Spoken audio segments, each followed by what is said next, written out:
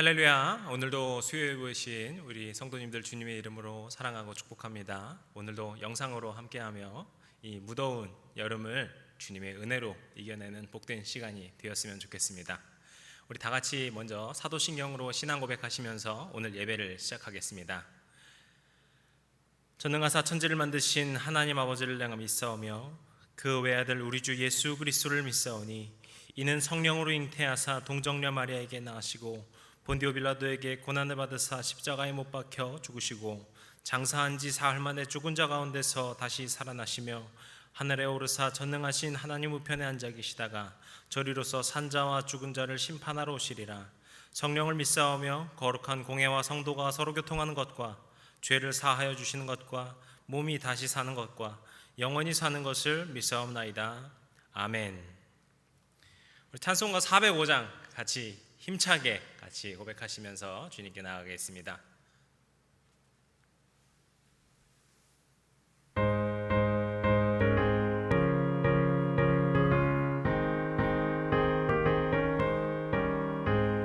주의 친절한 팔에 안기세 우리 마음이 평안하리니 항상 기쁘고 복이 되겠네. 영원하신 팔에 안기세 주의 팔에 그 크신 팔에 안기세 주의 팔에 영원하신 팔에 안기세.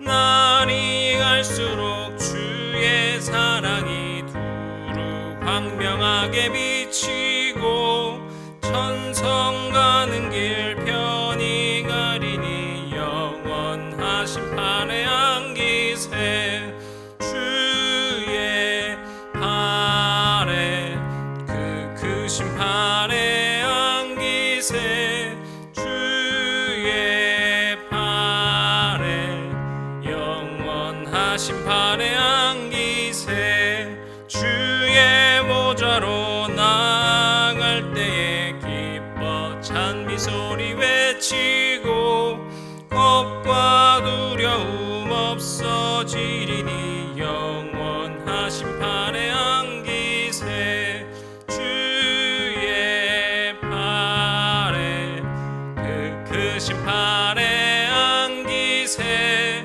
주의 팔에 영원하신 팔에 안기세.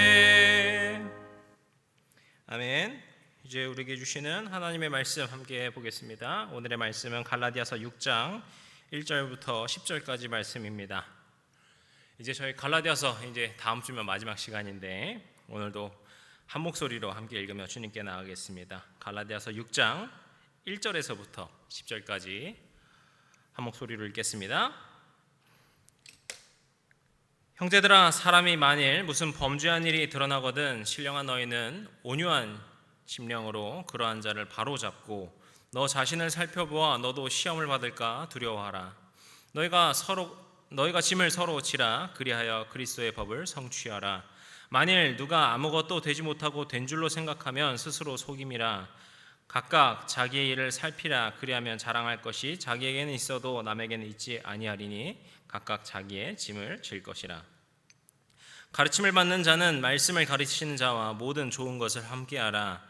스스로 속이지 말라. 하나님은 업신여김을 받지 아니하시나니 사람이 무엇으로 심든지 그대로 거두리라. 자기의 육체를 위하여 심는 자는 육체로부터 썩어질 것을 거두고 성령을 위하여 심는 자는 성령으로부터 영생을 거두리라. 우리가 선을 행하되 낙심하지 말지니 포기하지 아니하면 때가 이름에 거두리라. 그러므로 우리는 기회 있는 대로 모든 이에게 착한 일을 하되 더욱 믿음의 가정들에게 할지니라. 아멘. 할렐루야. 오늘도 주님의 은혜와 사랑의 이 시간 우리 성도님들에게 함께 하시기를 주님의 이름으로 축복합니다. 아까 잠깐 언급한 것처럼 이제 다음 주면 이제 갈라디아서도 마지막입니다. 그래서 우리가 또 마지막까지도 함께 하면서 유종의 미라고도 하는데 우리가 그런 복음의 은혜를 마지막까지 마음껏 누리는 그런 우리 성도님들이 되셨으면 좋겠습니다. 제가 전에 이 에베소서 강해를 한번 진행을 하면서 언급한 적이 있는데요. 헬라 문화라고 하죠. 그리고 지금 이 당시로 봤을 때 로마 문화라고 하는데, 이 로마 문화에서는 편지를 쓸 때 어떤 양식에 맞춰서 이 편지를 적었습니다. 우리도 편지를 쓸 때 뭐 서문이 있고 인사가 있고 뭐 본론도 있고 뭐 미국 같은 경우는 뭐 끝인사 다음에 추신도 있고 뭐 이런 식으로 되는데, 그것보다도 조금 더 세분화된 어떤 그런 형식이 이 당시에 있었는데, 바울의 편지들을 보면은 그런 양식에 아주 잘 맞게 그 편지들을 작성하고 있는 것을 우리가 볼 수 있다라고 에베소서 강해 때 말씀한 적이 있습니다. 그래서 마찬가지로 이 갈라디아서에서도 이 로마의 편지 양식이 그대로 드러났는데요. 오늘 이 본문에서 그 편지 양식의 특징을 우리가 살펴볼 수 있습니다. 이제 우리가 다음 주에 나눌 것은 바울이 마지막으로 하는 끝 인사가 되는데요. 이 로마의 편지 양식에 따르면 그 마지막 끝 인사를 하기 바로 전에는 어떤 교훈적인 내용, 어떤 윤리적인 도덕적인 어떤 교훈들을 전하면서 이 마지막 전에 이야기를 했다라고 전해집니다. 그래서 오늘 바울도 이 양식에 따라서 오늘은 어떤 도덕적인 교훈에 대해서 이야기한 것입니다. 그런데 이 그냥 도덕적인 어떤 교훈의 말씀을 하고 있구나라고 생각할 수도 있는데, 우리가 여기서 바울의 좀 탁월함을 볼 수 있는 점은, 바울은 그저 도덕적인 내용이 들어가야 된다라는 어떤 강압 때문에 이런 것을 적은 것이 아니라, 그 안에 살펴보시면은 지금까지 했던 이야기를 잘 함축하여 담고 자신이 지금까지 하고자 했던 그 이야기의 핵심적인 것들을 고스란히 담고 있음을 볼 수 있습니다. 그 교훈이 무엇입니까? 바로 성령의 능력을 통한 삶, 그리고 성령의 능력을 통한 공동체, 그렇게 우리가 어떻게 살아야 되는가를 교훈적으로 말씀해주고 있다는 것을 오늘 본문에서 볼 수 있습니다. 그래서 우리가 그런 관점을 가지고서 오늘 말씀을 좀 더 살펴보면 좋을 것 같습니다. 그렇다면 어떤 교훈적인 이야기를 담고 있는가 하면은, 이 교훈을요 한마디로 정리하면은 한 문장이겠죠. 한 문장으로 정리하면 공동체 안에서의 올바른 일이 무엇인가라는 교훈이라고 볼 수 있습니다. 여기서 공동체라고 한다면 당연히 교회라고 할 수 있겠죠. 그렇게 바울은 교회 안에서 성도가 죄를 지었을 때 어떻게 해야 되는지, 그리고 성도와 성도 간에 어떤 관계로 살아가야 되는지, 이런 성도의 공동체가 어떻게 올바르게 살아야 되는지를 이야기하고 있습니다. 이것은요 참 중요한 것인데요. 왜냐하면 애초에 이 갈라디아 교회에 편지를 보낸 이유, 이 갈라디아 교회에 분열이 생겼던 이유가 무엇이었습니까? 율법주의자들이 나오면서 이방인 성도들을 정죄하면서 서로 이 공동체가 깨어지는 것으로 시작된 것을 우리가 알 수 있습니다. 그래서 사도 바울은 이 공동체가 하나 되는 것, 공동체를 바로 세우는 것을 마지막 교훈으로 전해주고 있는 것입니다. 그런데 바울은 여기서 가장 먼저 공동체 안에서 죄에 대해 어떻게 바로잡아야 되는가를 먼저 우리에게 말해주고 있는데, 1절 말씀이죠. 함께 보도록 하겠습니다. 형제들아, 사람이 만일 무슨 범죄한 일이 드러나거든 신령한 너희는 온유한 심령으로 그러한 자를 바로잡고 너 자신을 살펴보아 너도 시험을 받을까 두려워하라. 아멘. 먼저 여기서 바울이 분명하게 제시하는 것이 있습니다. 그것은 바로 신령한 너희라는 말이에요.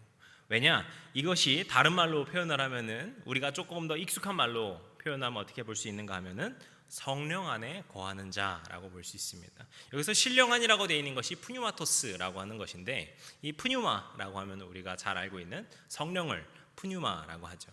그래서 성령의 사람들, 성령의 너희들, 성령 안에 거하는 너희들이라고 볼 수 있는 것입니다. 이제 성령 안에 함께하는 너희들이 그 공동체 안에서 어떻게 살아야 되는가, 그 율법주의자들의 말에 휘둘리지 않고 너희가 어떻게 행동해야 되는가를 이야기해주고 있는 것입니다. 그리고 이제 성령의 사람들은 죄를 대할 때, 우리가 앞서 본 것처럼 율법주의자들은 어떻게 했습니까? 정죄했습니다. 너희들이 이렇게 해야 된다라고 자기의 주장을 굽히지 않고 주장했습니다. 그런 우리는 죄를 대할 때 성도의 죄를 향하여 어떻게 바라봐야 되는가, 이것을 이야기해 주는 것인데요. 바울은 여기서 두 가지가 이 심령 가운데 균형을 이루어야 한다는 것을 이야기하고 있습니다. 그 두 가지가 무엇인가 하면은 여기 성경에 나온 대로 온유한 심령, 그리고 바로잡는 것입니다. 이 둘이 우리의 믿음의 삶에, 특별히 이 믿음의 공동체 안에서 정말 중요한 메시지이고 이것이 잘 균형 잡혀 있어야 된다는 것을 바울이 이야기하고 있는 것입니다. 먼저 온유한 심령이 무엇인가 이야기하길 원하는데, 우리 마음이 온유하지 않으면요 어떻게 되냐면은 다른 사람들을 자꾸 비판하고 정죄하려고 합니다. 그래서 비판하지 않고 정죄하지 않는 입술, 그런 마음이 우리 안에 필요한 것이 바로 온유한 심령이라고 볼 수 있습니다. 그런데 우리가 여기서 착각하고 있는 것이 하나 있는데, 뭔가 부드럽게 말하는 게 온유하다라고 생각하는 거예요. 뭔가 좀 이렇게 부드럽게 이야기하면은 그건 다 온유한 거구나 라고 하는데, 아무리 부드럽게 말해도요 그 말의 내용이, 그 말의 핵심이, 그 내 말하는 나의 마음의 중심이 비판이 있고 정죄가 있으면은 그것은 온유한 말이 아니고, 온유한 심령이 아니고 비판과 정죄의 말과 마음이 될 수 있는 것입니다. 제가 그런 것을 어디서 느꼈냐면은, 제가 예전에 청소년부 교사를 하던 청년 시절에 교사 교육에서 이 마음을 나누는 대화라고 하는 강의를 이제 우리 감리교회 이성재 목사님이라고 하시죠. 그분이 이제 이야기해 주신 적이 있는데, 그 목사님이 아주 재밌는 이야기를 하나, 예화를 하나 들어주셨어요. 요즘 부모님들은요 자녀들에게 특별히 험하거나 막 그런 강요하는 말, 부정적인 말, 이런 말들을 잘 하지 않으려고 노력하십니다. 그래서 저도 그런 거 안 하려고 되게 노력을 하거든요.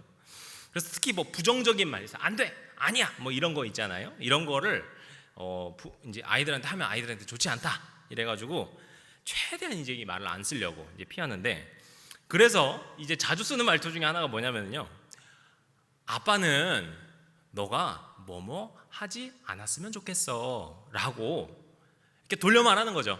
돌려 말을 하는데 좀 긍정적인 말로 이제 한다는 거죠. 그런데 이 목사님께서 이 말투를 지적하면서 이렇게 말씀하세요.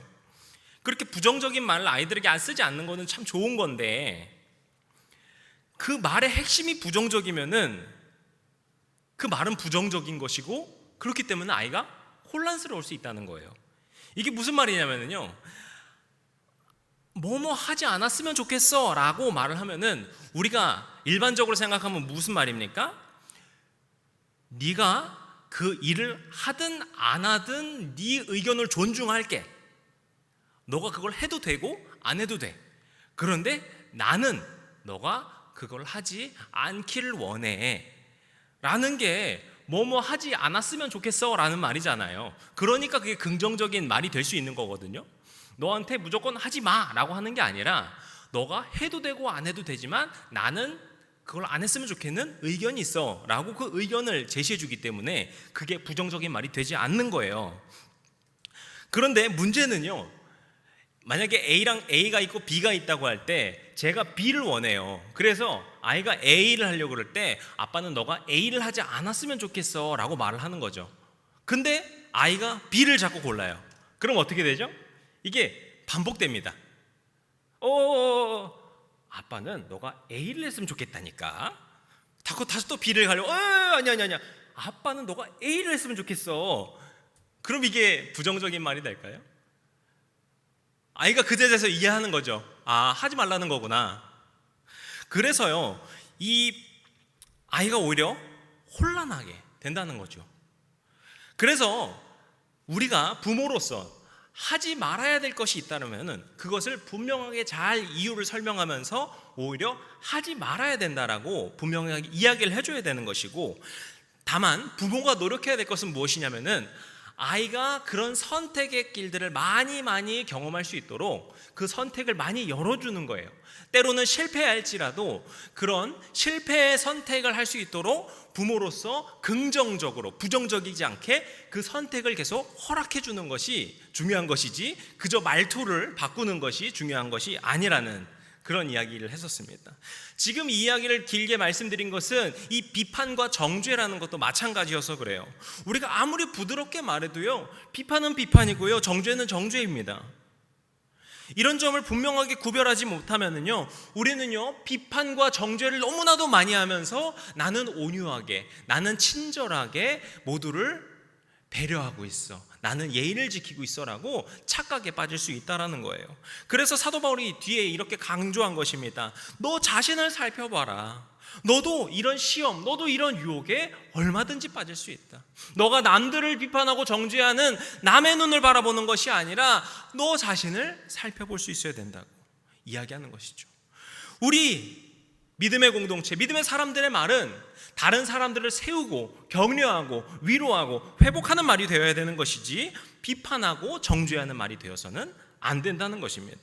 우리가 교회 안에서 주의 가족이라고 부를 때는 우리가 온유한 마음으로 서로를 칭찬하고 위로하고 격려할 수 있어야 된다는 것이죠.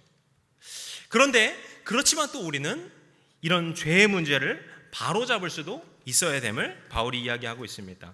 성도의 죄가 있는데 그거를 뭔가 불편해질 것 같다고 그저 묵인하고 방치한다면은 그것도 공동체 안에서 위험한 것이겠죠. 그래서 바울은 온유한 심령으로 그것을 바로잡아야 된다는 것까지 말을 한 것입니다. 그런데 참 어려워요. 내가 이거를 바로잡는다고 하면 누군가한테 이걸 지적을 해야 될 것 같거든요. 그런데 지금 이야기한 거에 따르면은 지적한 거는 정죄하는 거잖아요. 그러면 내가 이 두 가지를 어떻게 같이 할 수 있는가 이런 생각이 들 수 있는데, 여기서 바울은 2절에서부터 5절까지 우리가 어떻게 그 두 가지를 균형 있게 할 수 있는지를 이야기해 주고 있습니다. 그리고 그 방법이 무엇인가 하면은 바로 서로의 짐을 지는 것입니다. 그것이 2절에 바로 나오고 있죠. 그런데 먼저 우리가 좀 보시면은요, 5절에도 짐을 지라는 이야기가 있는데 여기서는 보시면은 각각 자기의 짐을 지라라고 하고 있거든요. 그러니까 2절에서는 서로의 짐을 져라라고 하는데 5절에서는 각각 너희의 짐을 지라고 하고 있는 거죠. 그래서 이게 맞지 않는 것 같은데 라고 생각이 되실 수 있는데, 이게 실제로는 원어는 다른 단어를 사용하고 있어서 우리가 이런 착각을 할 수 있는 것입니다. 2절에서 나오는 짐이라는 단어가 무엇인가 하면은 바로스라고 하는 이제 헬라어인데, 이것은 조금 더 정확하게 원어의 어떤 그 어원을 따지면은 짐의 무거움을 의미합니다. 무게, 그것을 말합니다. 그리고 5절에서 나오는 단어는 포르티온이라고 하는데, 이것은 짐 말 그대로 어떤 화물과 같은 어떤 실제로 보이는 어떤 짐을 이야기하는 것입니다. 그래서 바울이요, 이렇게 이 두 가지를 분리해서 표현한 이유가 있어요. 5절에서 말한 것처럼 그 포르티온, 실제하고 있는 짐, 내가 나의 삶에서 내가 짊어지고 가야 될 나의 죄에 대한 그 짐은 다른 누가 지어줄 수가 있는 게 아니에요. 나 스스로 짊어져야 되는 거예요. 그런데 그렇다고 해서 나 혼자 감당하는 것이 아니라 우리가 공동체로서 우리가 함께하면서 무엇을 할 수 있을까요? 그 짐의 무게, 바로 2절에 나오는 바로스를 서로 짊어지면서 그 무게를 나눌 수 있다는 것을 이야기하는 것입니다. 그러니까 앞서 말했듯이 상대의 잘못을 지적하는 것, 그것이 바로잡는 것이 아니라는 거예요. 그것은 누가 하십니까? 그것은 성령님께서 하시는 일이죠. 우리는 믿음의 공동체로서 그 어떤 사람이 주 안에서 정말 깨달음을 얻고 주님을 만나게 되어서 자신의 죄로부터 벗어나고자 결단했을 때 그 죄의 짐의 무게를 나누고 덜고 함께 짊어질 수 있는, 그렇게 옆에서 진심으로 도와주는 섬김이 공동체 안에 필요하다는 것입니다. 저는요, 이것이 우리 교회 그리고 우리 셀이라고 하는 이 소그룹에서 정말 함께 이루어야 될 정말 중요한 사명이라고 저는 믿습니다. 저는요, 청년 때부터 이 청년부에서 찬양팀으로 활동을 했었는데요, 제가 그 당시를 생각하면은요, 제 자신이 참 부끄러운 점도 너무나도 많고 너무나도 부족했다 이런 생각을 들 때가 많아요. 지금 뭐 한지가 오래됐지만 우리 같이 찬양으로 섬기던 우리 청년들을 바라보면은 저는 그때 정말 아무것도 몰랐구나 이런 생각을 많이 하게 됩니다. 제가 그리고 또 이 찬양팀 자리에 이제 오래 섰다 보니까 이제 좀 익숙해진 거지, 예전에는요 뭐 찬양도 막 잘 부르지도 못하고 맨날 떨고 뭐 기타 조금만 쳐도 틀리고 맨날 그랬었어요. 그래서 맨날 찬양팀 끝나고 나면 혼자 내가 이 찬양팀에 있는 게 오히려 폐가 아닐까, 예배를 망치는 게 아닐까, 이런 참 고민을 했던 시기도 많이 있었습니다. 그런데 그 당시에 그 찬양 인도를 하셨던 그 형님이 계셨는데, 그 형님이 참 부족한 저를 많이 이끌어 주셨던 기억이 납니다. 뭐 이끌어 주셨다라는 게 뭐 이렇게 특별히 뭔가를 이끌어 주신 게 아니라요, 이 찬양 인도자로서 누가 틀리거나 뭐 잘못하면은요 이게 되게 신경 쓰이거든요. 그런데 참 그분은요, 제가 뭐 틀려도 나무라지 않고 잘했다, 괜찮다 말씀해 주시면서 뭐 제가 모르는 게 있으면 또 조금 가르쳐 주시면서 또 찬양 인도할 때 이런 마음으로, 또 찬양을 할 때는 이런 마음으로 우리가 같이 찬양을 하자, 이런 것들을 많이 이야기해 주셨던 제가 기억이 납니다. 그래서 제가 그 형 옆에서 같이 찬양만 해도 그냥 든든하고, 그분이 이렇게 찬양 인도를 하고 있으면은 그저 저에게 많이 은혜가 되었던 그 기억이 나요. 그런데 제가 그 당시에 찬양 인도 할 때, 제가 이제 나중에 찬양 인도를 하게 됐을 때 제 주변에 이 어떤 교회에 알고 있던, 다른 교회에 알고 있던 친구들, 아니면 우리 이제 또 신학교 할 때 신학교 친구들 보면은요, 이 찬양팀이 아주 군기가 잡혀 있어요. 그래서 연습할 때 뭐 틀리기만 해도 아주 크게 혼나고, 이제 예배 때 뭐 틀리면은 마치고 이제 다시 불러와가지고 이제 피드백하면서 또 엄청 혼나고 그런다고 하더라고요. 그래서 이렇게 탁 군기가 잡혀 있었다, 이렇게 이야기를 하는데, 아마 제가 원래 같았으면은 그 말을 들었을 때, 아, 나도 찬양 인도할 때 저렇게 해야 되겠다라고 생각할지 몰랐겠습니다. 그런데 저한테는 경험이 있었죠. 부족한 저를 품어주고 위로해주고 격려해줘서 제가 조금 더 좋은 사람이 될 수 있도록, 제가 주 안에서 조금 더 좋은 예배자가 될 수 있도록 인도해 주셨던 그 찬양 인도자 형이 계셨고, 그때 그 찬양팀이 있었기 때문에 제가 지금 뭐 우리 또 오랫동안 못하고 있긴 하지만 찬양 인도할 때도 어떤 막 연습해가지고 틀리지 말자 이런 것보다 우리가 조금 더 즐겁게 기쁘게 찬양하는 것을 더 많이 이야기하고 기도하고 하는 것 같습니다. 그렇게 우리가 또 서로 격려하는, 우리가 서로의 짐을 짊어주는 그런 찬양팀이 되게 하려고 기도하며 노력하고 있는 그런 기억이 납니다. 우리는요, 이렇게 우리 교회 공동체의 그 모든 자리에서 이런 두 가지 축이 세워져야 된다는 것입니다. 우리 안에 아직 믿음에 연약한 사람이 있다면은 그분에게 잘못을 지적하고 틀렸다고 말을 하는 것이 아니라 격려해주고 위로해주고 도와주고 하는 우리 안에 그 온유한 심령이 있어야 되고, 그리고 그분이 정말 이제 절실하게 어떤 자기의 문제에 대해서, 죄의 문제가 되었든 행실의 문제가 되었든 그 부분에 대해서 정말 이겨내고자 할 때 함께 기도하고 돕고 조언하고 정말 힘을 내주면서 돕는, 바로잡는 마음이 필요한 것입니다. 우리가 이 두 가지를 항상 마음에 기억하면서 그것을 균형 있게 세우는 주님의 교회로 세워가길 축복합니다. 우리가 그런 교회가 되었을 때 우리 교회 안에서 앞으로 정말 상한 심령이 회복되는 역사가 일어날 줄로 믿습니다. 또 그러면서도 거룩한 믿음의 사람들을 한 사람 한 사람 세워가는 영적 기쁨이 날마다 넘쳐나는 그런 기쁨의 교회가 될 줄로 믿습니다. 또 이어서 바울은 성도들에게 선을 행하라는 것을 강조하고 있는데, 9절의 말씀이죠. 함께 좀 보도록 하겠습니다. 우리가 선을 행하되 낙심하지 말지니 포기하지 아니하면 때가 이름에 거두리라. 아멘. 보시면 바울은요, 선을 행하라고 하면서 무엇을 강조하고 있습니까? 포기하지 말 것을 당부하고 있습니다. 우리가 선을 행한다라고 하면은 참 여러 가지 방법이 있을 거예요. 앞서 본 것처럼 온유한 심령으로 성도를 대하는 것, 이것도 우리가 선을 행하는 방법 중에 하나일 테고, 7절 말씀에서는 특별히 말씀을 가르치는 목회자를 강조하는데 10절에서 보시면 또 이것이 모든 이들에게 하라고 하고 있죠. 무엇을 말하냐면은 서로 좋은 것을 나누며 함께하는 것, 이것도 역시 선을 행하는 것이라고 바울이 이야기하고 있습니다. 그런데 이것이 어떠한 방법이 되었든 정말 중요한 사실이 하나 있는데요, 선을 행하는 것은요 그냥 살다가 보면 되는 것이 아니라 우리가 살면서 노력하고 결단해야 된다는 것입니다. 또 희생해야지 된다라는 것입니다. 그것이 크던 작던 우리의 이런 노력이 없이는 되기 어렵다는 거예요. 바울은요 8절에서 육체와 성령을 비교하면서 설명하는데요, 우리의 육체를 위해, 그러니까 나 자신을 위해 하는 일은 생각해보면요 웬만하면 노력이 필요하지 않아요. 물론 제가 요즘에 다이어트 하고 있는데 다이어트 같은, 아니면 또 다른 일 같은 자기 개발을 하는 일에 있어서는 우리가 어떤 노력이 필요할 수도 있겠죠. 하지만 내가 즐거운 거, 내가 행복하기 위한 그런 일들은요 그저 내가 좋으면 되는 거예요. 내가 특별히 노력하지 않아도 그냥 내가 즐거우니까 하게 되는 일들이 참 많이 있습니다. 하지만 성령을 위해 하는 일, 우리가 하는 그 선행들은요 노력을 필요한 경우가 참 많이 있다는 것입니다.